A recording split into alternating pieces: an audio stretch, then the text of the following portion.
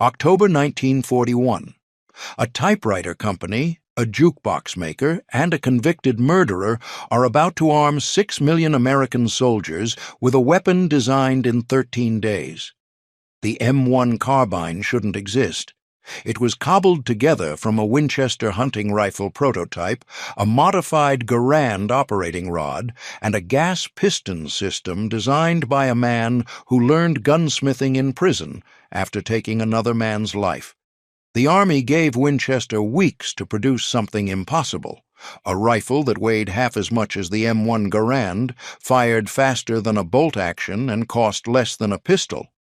They delivered a prototype built from spare parts that nearly failed inspection hours before the deadline.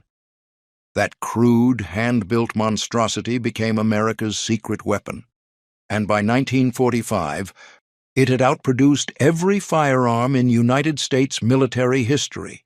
June 1940. France falls in 6 weeks. Wehrmacht panzers roll through the Ardennes, crushing Allied lines with terrifying speed. American military observers watch the newsreels and realize something horrifying. Modern warfare has changed. Blitzkrieg doesn't distinguish between frontline troops and support personnel.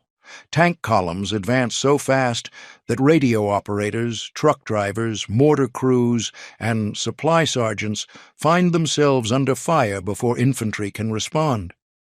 These men carry M1911 pistols, 7 rounds, effective to maybe 50 feet. When German armored reconnaissance units appear 200 yards away, those pistols are paperweights. The Thompson submachine gun is an option, but it weighs 10 pounds and costs $225 per unit.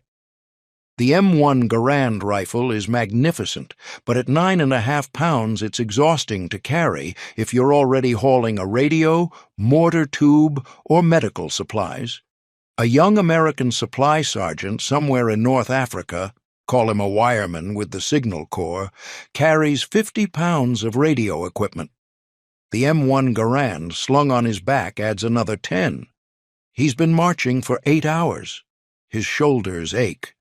The rifle catches on his pack straps, knocks his helmet over his eyes when he bends down. When his unit takes contact, he's too slow drawing the weapon.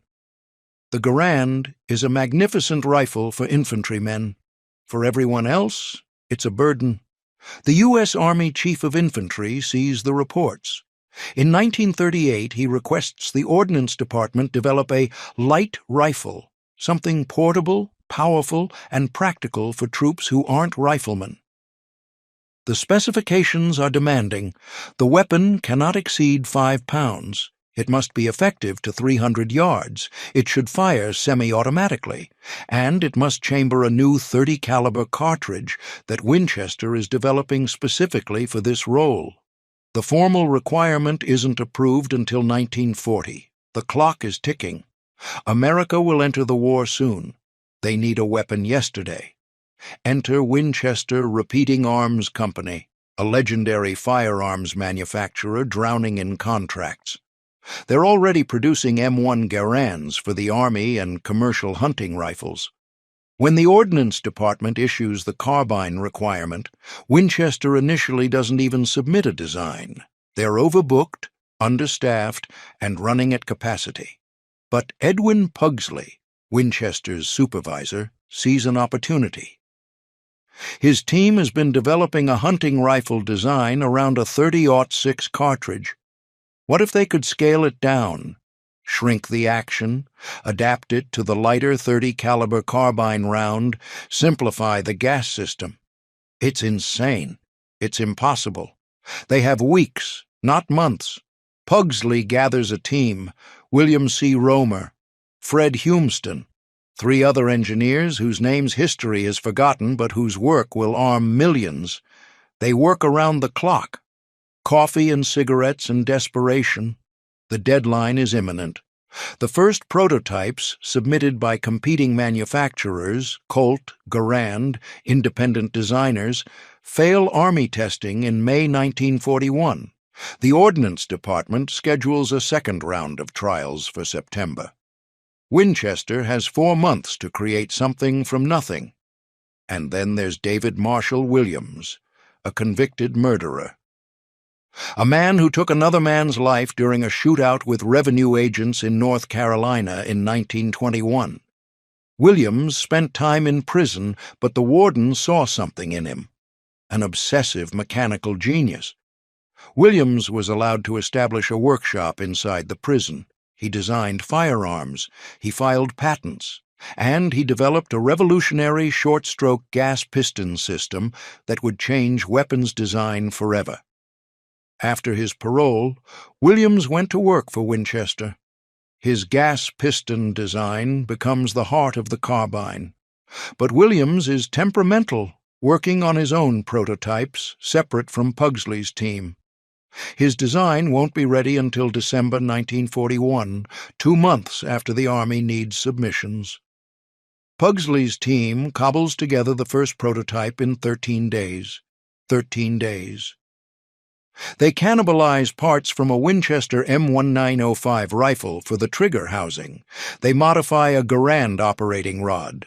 They hand-fit components that should be precision machined. The prototype is a mechanical Frankenstein held together by hope and ingenuity. Hours before the submission deadline, they discover a problem.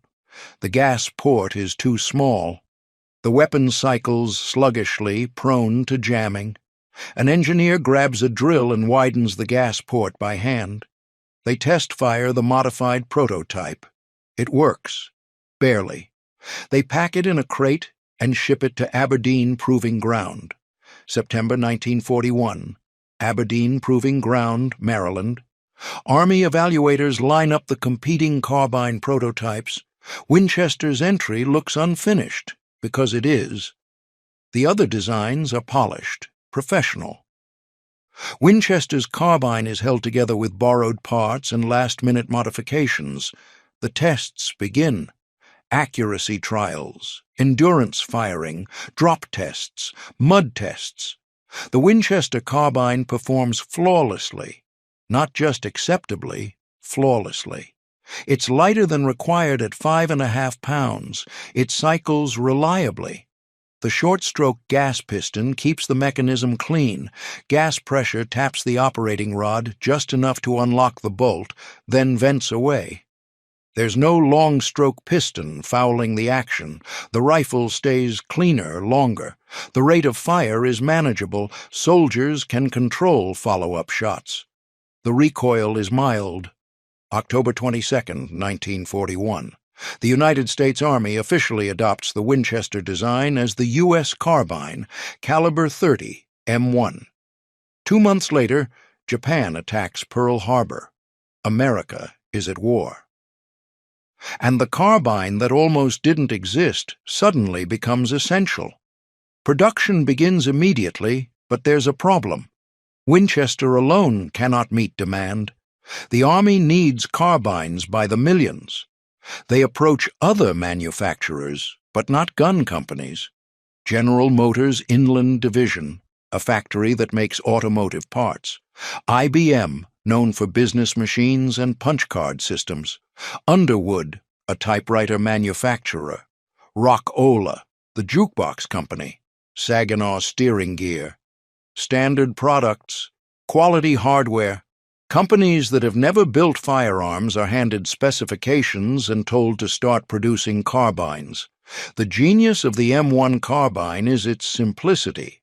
The weapon was designed for mass production. Parts are interchangeable across manufacturers. You could take components from an IBM carbine, a Winchester carbine, and a Rock-Ola carbine, mix them in a box, and assemble 3 functioning rifles. The tolerances are generous, the design is forgiving, and the cost drops precipitously. At the beginning of World War II, each M1 carbine costs $45 to produce. Half the cost of an M1 Garand, 1/5 the cost of a Thompson. By the war's end, peak production efficiency brings the cost down to $32.22 per unit, mid-1942. A young American paratrooper, a private with the 101st Airborne, stands on the tarmac in England, awaiting his first combat jump. He's been issued an M1 carbine. He's not impressed. The rifle feels light. Too light. It doesn't have the heft, the authority of the M1 Garand that infantry riflemen carry. His sergeant told him the carbine is for support troops, radio operators, officers. Not real soldiers. The private wonders if he's been given a toy. June 6th, 1944. Normandy. The transport aircraft shudders through flak. The jump light turns green. The private tumbles into the darkness over France, the carbine strapped to his leg. He hits the ground hard, rolls, sheds his chute. Around him, the night erupts with gunfire. He can't find his unit. He's alone. And then he sees movement. German soldiers, maybe 50 yards away. The private unslings the carbine. It's shorter than the Garand, easier to maneuver. He flips the safety, sights, fires. The carbine cracks, cycles, fires again. 15 rounds without reloading. The Germans scatter. The private survives. And in that moment, his opinion of the M1 carbine changes forever. Across every theater of war, this scene repeats. Tank crews love the carbine. It fits inside a Sherman's cramped interior, and if you have to bail out of a burning tank, you want something you can swing fast. Artillery forward observers carry carbines while calling fire missions. Combat engineers clear obstacles with carbines slung across their backs. Mortar teams engage enemy infiltrators with carbines while their heavy weapons are immobile. The rifle isn't designed for sustained firefights at 300 yards. It's designed for the moment when support troops suddenly become combat troops, and in that role, it excels. But there are complaints. Some soldiers report inadequate stopping power, particularly in the Pacific where Japanese troops wear heavy quilted uniforms, or in Europe during winter when thick coats absorb bullets. At ranges beyond 150 yards, the .30 caliber carbine round loses effectiveness. The bullet drops significantly, and its lighter weight means less penetration. Frontline infantrymen who traded their Garands for carbines sometimes regret the decision after their first firefight.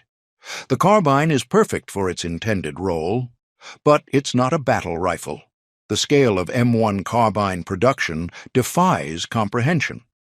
Between 1941 and 1945, American factories produce over 6,100,000 M1 carbines. That's more than the M1 Garand, more than the Thompson, more than any other American small arm in history. Inland Division of General Motors alone manufactures 2,600,000 units. Winchester produces 830,000. IBM, yes, IBM, the computer company, builds carbines. Rock-Ola jukeboxes stop rolling off assembly lines, replaced by rifles. The manufacturing process is brutal. 3 shifts, 24 hours a day. Women replace men drafted into military service. Rosie the riveter becomes Rosie the gunsmith. Quality control inspectors work overtime, checking headspace, testing gas systems, function firing every weapon. Rejected parts are scrapped and melted down.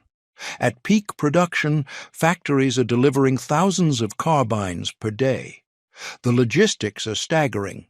Millions of wooden stocks, millions of barrels, magazines, bolts, operating rods. Subcontractors number in the hundreds, producing pins, springs, sights, sling swivels. The carbine becomes the ultimate testament to American industrial might, and the soldiers keep coming back for more. Despite mixed reviews, demand never stops. By 1944, most government contracts are terminated because the Army has enough. Winchester is one of only 2 manufacturers still producing carbines when Japan surrenders in September 1945. The contract is canceled immediately. Workers are laid off. The production lines go cold. Over 6 million M1 carbines now exist, enough to arm every support soldier in the American military for decades. The carbine's battlefield performance is complicated. Ask 10 veterans, get 10 different opinions. A Marine radio man on Tarawa praises the lightweight rifle that doesn't slow him down while humping communications gear. An infantryman in the Philippines curses the carbine after watching bullets fail to drop a charging enemy soldier at close range. A tank commander in France swears by it, compact, fast handling, perfect for close-quarters fighting. An Army Ranger in Italy abandons his carbine after one engagement and requisitions an M1 Garand. Audie Murphy, the most decorated American soldier of World War II, carries an M1 carbine during many of his actions in France. Murphy, a Tennessee mountain man who learned to shoot hunting for food, uses the carbine with devastating effectiveness. He eliminates German machine gunners, takes out snipers, and during the action that earns him the Medal of Honor, Murphy uses his carbine to hold off German infantry while directing artillery fire. When his ammunition runs dry, he switches to a burning tank destroyer's .50 caliber machine gun and continues fighting. Murphy's success with the carbine proves something important. In the hands of a skilled marksman, the weapon is lethal, but Murphy is exceptional. Most soldiers are average shots under stress. For them, the carbine's limitations become apparent. Official Army evaluations in 1951 report that 95% of effective carbine fire occurs at ranges under 50 yards. Beyond that distance, hit probability drops dramatically. Soldiers complain about insufficient stopping power. The lightweight bullet, 110 grains compared to the Garand's 174-grain projectile, lacks energy transfer. Multiple hits are sometimes required to neutralize an enemy combatant. The winter of 1944 amplifies these problems. During the Battle of the Bulge, American troops fight in sub-zero temperatures wearing heavy coats. German soldiers wear even thicker winter uniforms. Carbine rounds sometimes fail to penetrate enough layers of clothing to reach vital organs. Soldiers who carried carbines request Garands. Others keep their carbines but carry more magazines, compensating for stopping power with volume of fire. December 1944. The Ordnance Department approves the M2 carbine, a select fire variant capable of fully automatic fire at 750 rounds per minute. Conversion kits are issued to allow field armorers to upgrade existing M1 carbines to M2 specification. The M2 addresses the stopping power complaints by allowing soldiers to deliver multiple rapid hits. But the war ends before large numbers of M2 carbines reach frontline units. Only a few see combat in Europe during the final Allied advance into Germany. And here's the twist. The Germans love the M1 carbine. Captured American carbines are highly prized by Wehrmacht and SS troops. The German military designates them Selbstlade-Karabiner 455A. Self-loading carbine 455, American origin. Photographs from the Battle of the Bulge show German paratroopers and SS soldiers carrying M1 carbines alongside their standard-issue weapons. One image captures German troops near Poteau, Belgium, in December 1944, armed with captured carbines. Even the Volkssturm, Hitler's last-ditch citizen militia of old men and boys defending Berlin in 1945, uses captured M1 carbines because they're more effective than the obsolete rifles and shotguns the Volkssturm is normally issued. Why do German soldiers prefer American carbines? Because they face the same problem American support troops faced: mobility. German forces in retreat don't have time to train on heavy weapons. A captured M1 carbine is lightweight, easy to use, fires semi-automatically, and doesn't require specialized training. German soldiers simply load a magazine and pull the trigger. The carbine's simplicity, its greatest strength, makes it universally adoptable. The M1 carbine achieves something remarkable. It changes American military doctrine. Before the carbine, support troops carried pistols or remained unarmed. They were considered non-combatants who would retreat if engaged. The carbine transforms support troops into armed defenders. Radio operators can return fire. Truck drivers can fight back during ambushes. Medics can protect wounded soldiers. The carbine blurs the line between combat and support roles. This doctrinal shift has profound implications. American logistics units become harder to raid. Enemy forces that previously targeted vulnerable supply convoys now face armed resistance. The carbine's widespread distribution means American units maintain local security without diverting riflemen from frontline duty. Every soldier is armed, every soldier is dangerous. The psychological impact is equally significant. Support troops gain confidence knowing they're not helpless. Morale improves. Soldiers feel valued. The Army trusts them with a firearm, not just a sidearm. This matters more than ballistics. A soldier who believes he can defend himself fights harder. And there's an economic dimension. At $32 per unit by war's end, the M1 carbine is absurdly cost-effective.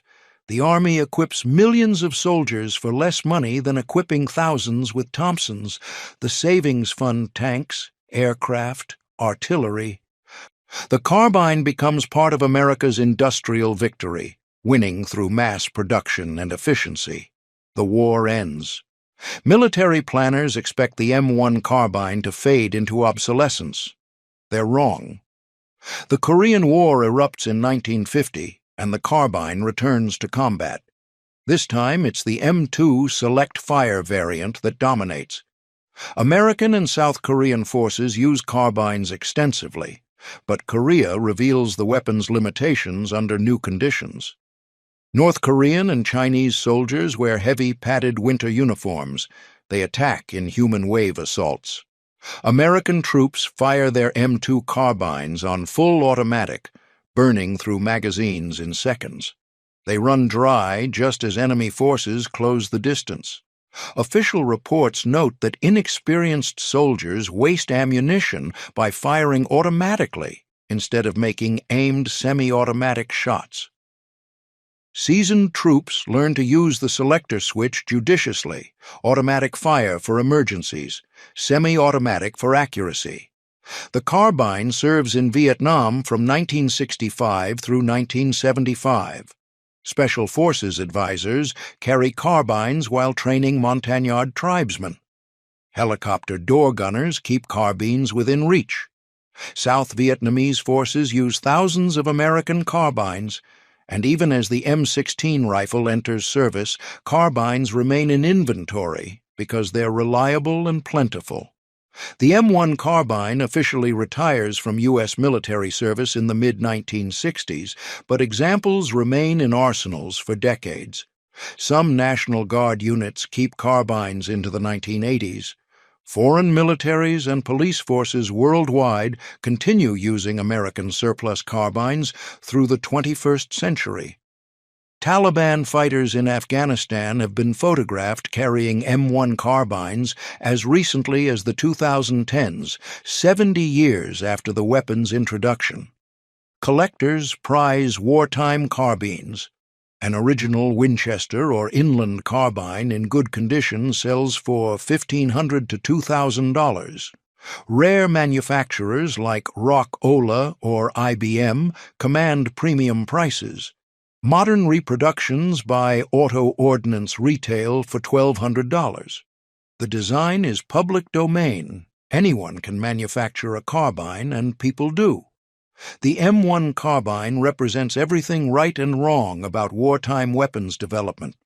It's underpowered by rifle standards. It lacks stopping power.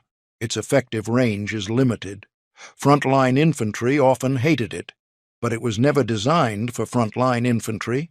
It was designed for the support soldier carrying a radio, The tank commander escaping a burning vehicle, the artilleryman defending his gun position, the combat engineer clearing obstacles under fire. For them, the carbine was perfect. The numbers tell the story. Over 6 million produced.